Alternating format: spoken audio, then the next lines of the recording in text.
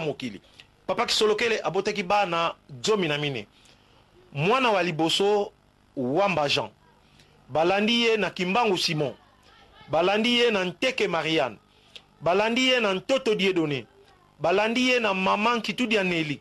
Balandi ye na Lukibanzila Dio Firmin. Balandi ye na Diangenda Joseph. Balandi ye na Kinyuka Alphonse.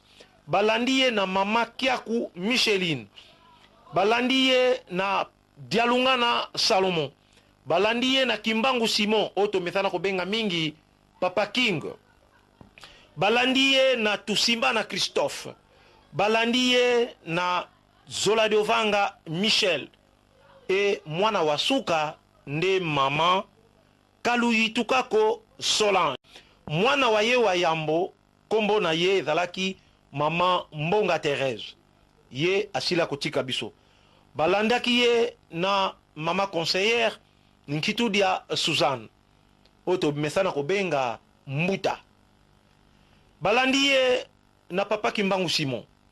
Balandi ye na Papa conseiller Bituvidi Zako.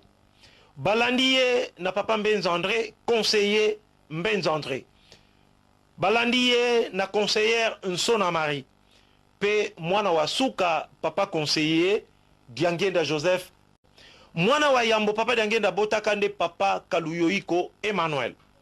Balandi ye na Maman conseillère Mwilu Marie. Balandi Mama Mwi conseillère Mwilu Marie na Papa na Mama wa Bwanadio Christine. Shima ya Mama wa Bwanadio Christine nde yaki Bamapasa. Bosengeli koyeba Papa Diangenda azalaka pe Papa Mapasa. Pambata botaka Mapasa. Mama Nsimba Emily pe Papa Nzuzi Kisolokele Charles. Papa Nzuzi Kisolokele Charles ye asilaka kotika biso. Sima ya Papa Nzuzi Kisolokele Charles nde botamaka Papa Charles Kisolokele. Oto kubengaka Papa Charles. Sima ya Papa Charles nde yaka Papa Mukoko Samuel.